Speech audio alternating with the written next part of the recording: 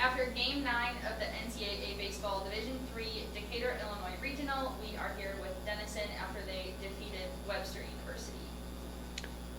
Head coach Mike Deegan. Player Henry Hack. Coach Deegan, just tell me a little bit about what it's like to come off a disappointing first game against Wash U, but to have to battle back in the second game when your back's against the wall, set yourself up for the next day. I mean, what's that say about this team?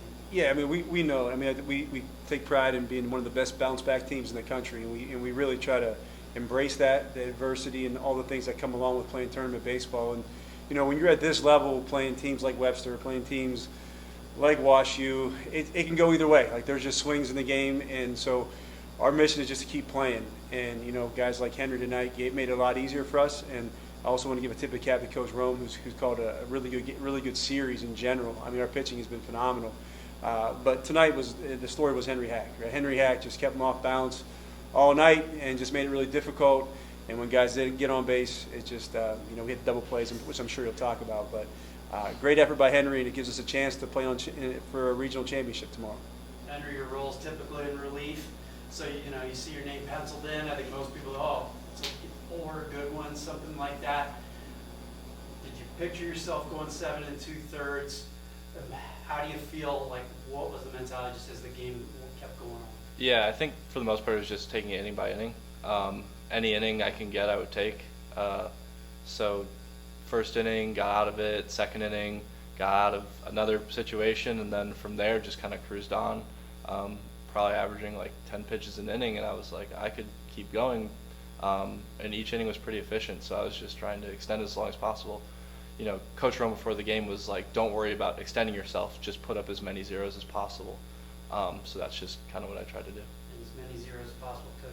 Was that a dream scenario for you to see him out there in the 8th inning? Yeah, absolutely. We were planning. You know, just because he threw yesterday, it wasn't a lack of faith. It was just the fact that he threw a decent amount yesterday, and we just kept thinking, if we get 3 or 4, just shrink the game.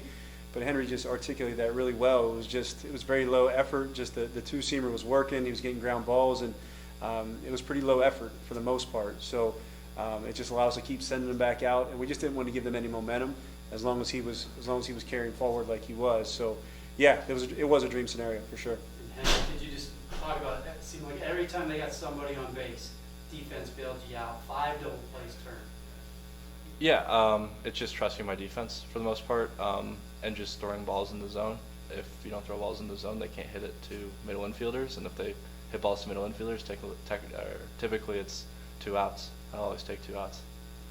Coach, so you're in the regional finals, first in school history. Just talk a little bit about tomorrow. Yeah, it's a special day. You know, it's special, and I think, you know, we really felt this year that we belong. This is our 3rd straight year in the regional tournament, and we know we have a team that's capable of playing in a World Series. So it's really exciting. We know we need to make some adjustments between now and tomorrow, but we like it. I mean, we like where we are. We like who we'll have on the mound, and we'll have a shot. We really think we'll be ready to compete tomorrow. All right, thank you, guys.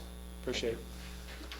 After Game 9 of the NCAA Decatur, Illinois Regional and the NCAA Baseball Championships, we are here with Webster University. Head coach Bill Keurig. Yes. Perfect. Coach, want to go and give us an open statement? Yep. You know, obviously, congratulations to Denison. They're a really good team. You know, it's been a long time since we've run into a team that's that well put together, that well coached, very, very fundamentally sound.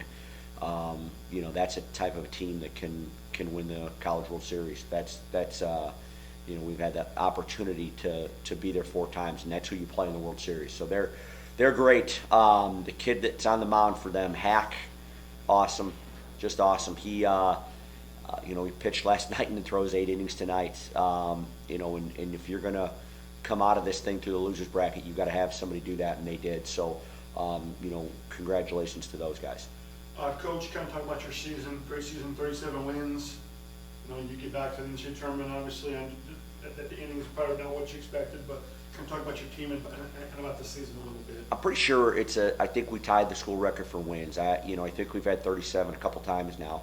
You know, in a shortened season, you know, what a great accomplishment. You know, those seniors have been a part of, you know, 4 conference championships, and you know, they got to play the World Series and have had a great career. You know, I have no idea what the total numbers are, but they've had a lot of wins and put up some great numbers and have left this place better than they came in, and in a great place moving forward.